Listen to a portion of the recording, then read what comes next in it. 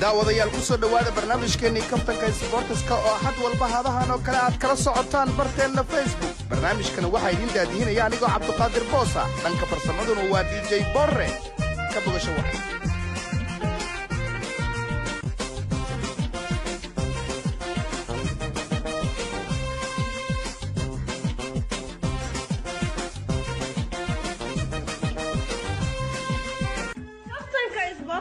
وكلن دلنتا maanta ha iskarin indiigo kurbayuusan kugu ridin kalmadaheena qosolka kuleelqa saxaw arag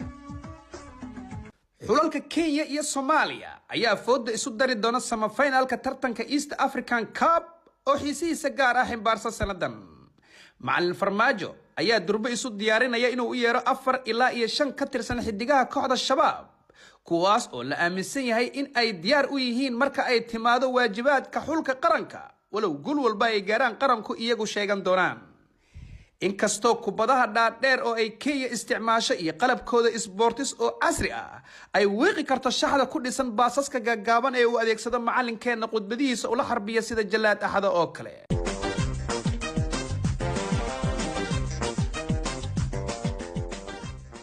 xiriirka kubadda cagta ee Soomaaliya ayaa xidigaha ay ka mid ka yihiin Cabdiraxmaan Cabdishakuur Umar Cabdirashiid iyo Sheekh Shariif shaki geliyay safashadooda kulanka ugu weyn Afrika ee Kenya iyo Soomaaliya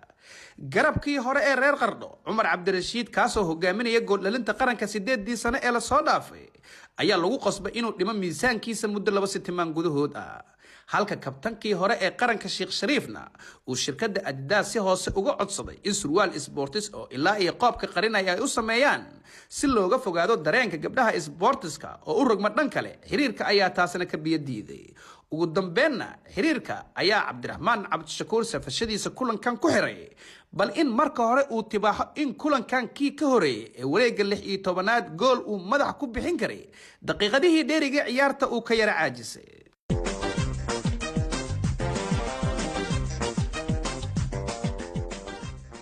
xiriirka UEFA ayaa xidiga caanka ah ee dayaxdan luursha ka baaraya maadada xidig Senegalese ah u ekeysiin karta mid British ah haddii baaritaanka dhacaankiisa laga helo midda dhabta ee uu yahay 22 jirkaasi la daala dhacaya Kalashiyaboli wuxuu xaq u yeelan doonaa doorashada qarankii markaasi 60% dhiigiisa u bato daayarkan ugu saameynta badan East Africa ayaa haysta 30 cisho ka hor baarista shaybaarka tiyo ay jirto in baaritaankan uu meesha ka bixi karo haddii wiilkaasi uu gaaro go'aan uu kaga fariisanayo gabi ahaanba kubadda cagta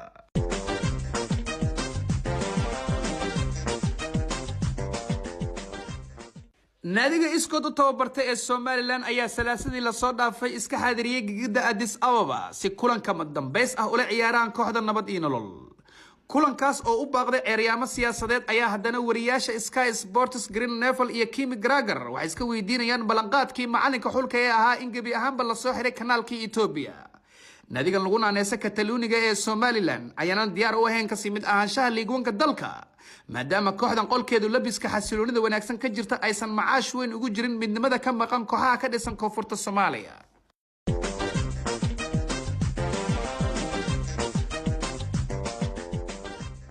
golhayaha aan booska joogtada ka haysan kooxda nabad iyo nolol caliyare ayaa wali ku maqan dhaawac dhanka Facebook ah kadib markii darbooyin ribood ah shabaqiisa la heleen kooxda la qaban lahayahay xilli ciyaareedkan ee xirta Sheekha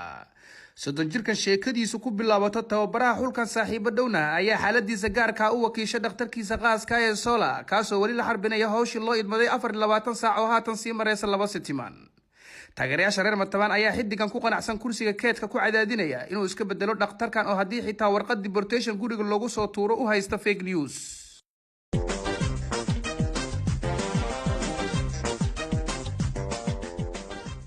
xidiga Daahir Calasow ayaa heshiiska shaqsiga ah la gaaray xidigta reer London ee Kaltuun Cabdullaahi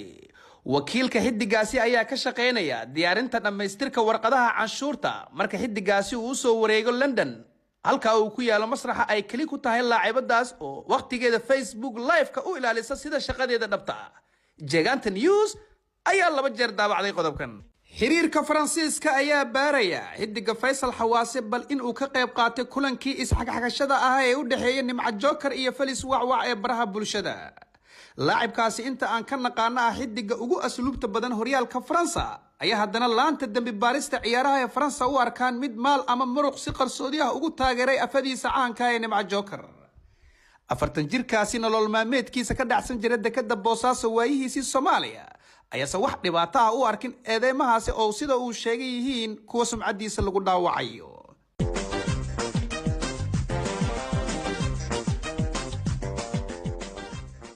daayarka qadarkeeyo ayaa dalab lama diidaan ah ka helay kooxda xidigaha geeska kadib wacdarihii uu ka dhigay kulankii ugu dambeeyay Xaliimo Gobaad. 20 jirkaas ayaa daqiiqadihii koowaad kubad la dhex qaaday xidigta daafacyada biyadeeska yihiin taasoo taageerayaasha YouTube u istaageen marqura. cimilada gigida Warshiiq oo ahayd mid kulul ayaa 25 jirtaas reer Finland u saamix weyday kasoo kabsashada goolal waqti hore yimaade taasoo wiilkan kiilooyinka bariiska jim ka dhigta siisay guushan uu ku naaloon karo tan iyo inta ka harsan xilli ciyaareedkan.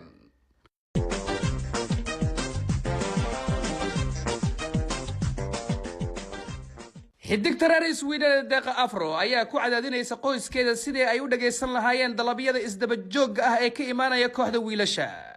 laacibadan lagu qiimeeyo 81 milyan ee gini ayaa xilli ciyaareedkan u yahay keedii ugu wacnaatan iyo imaanshaheeda horyaalka qaxootiga ku badan yihiin ee Sweden League. bandhiga isdaba joog ah iyo dhaawac la'aanteeda kulamada derbiga ee YouTube ayaa soo jiitay indhaha caalamka. 30 milyan heesta ee Cabdullaahi Maxamed Nuur ayaa hogaaminaya tartanka lagu ceersanayo xidigtan kulamada keedka ku jirta akhrisata Quraanka.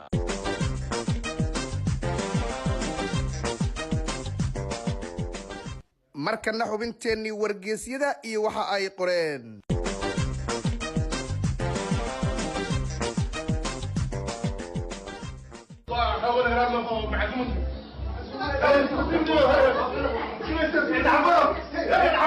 tiknoolajiyadda VAR oo dib loo daawaday ayaa referee Mark Dean ka saaciday in goolkii ee Dacambaro ee uu dhaliyay timadheeraha reer London Cabdinaasir Sola uu ahaa mid offside ama garab dhaaf ah. VAR la'aanteed ayaase goolkan ka dhigi lahayd mid daaqada kala baxo mucjisadii maqaska ahayd ee Danadiifo boga koowaad ee Daily Mail.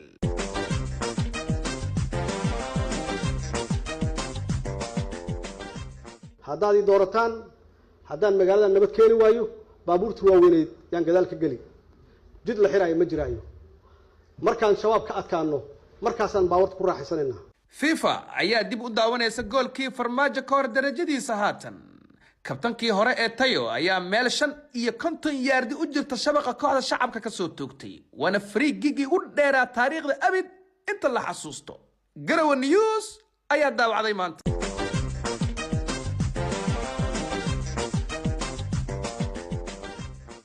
kooxda BBC-da ayaa dhumisay malaayiin taageerayaal ah tan iyo ka bixistii macalinkoodii hore ee Yusuf Garaad. naadigan faca weyn ayaa xidiga sujuu ah siiyay mudnaanta koowaad kuwaasoo af Soomaali qoristooda ka liita cadaan goordhow bartay Soomaaliga. isla BBC qaybta Ingiriiska ayaa qortay saakay.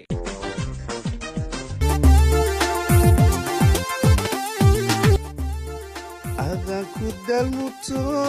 heshiis baan doonayaa arrinkan kugu daydaya. waa gabagabada barnaamijkeennii kaftanka sportska waana dooqa Maxamed Qani from Oslo fanaanka Cali Ayman daawasho wacan. adaan ku dalmuto heshiis baan doonayaa rajaan kugu daydaya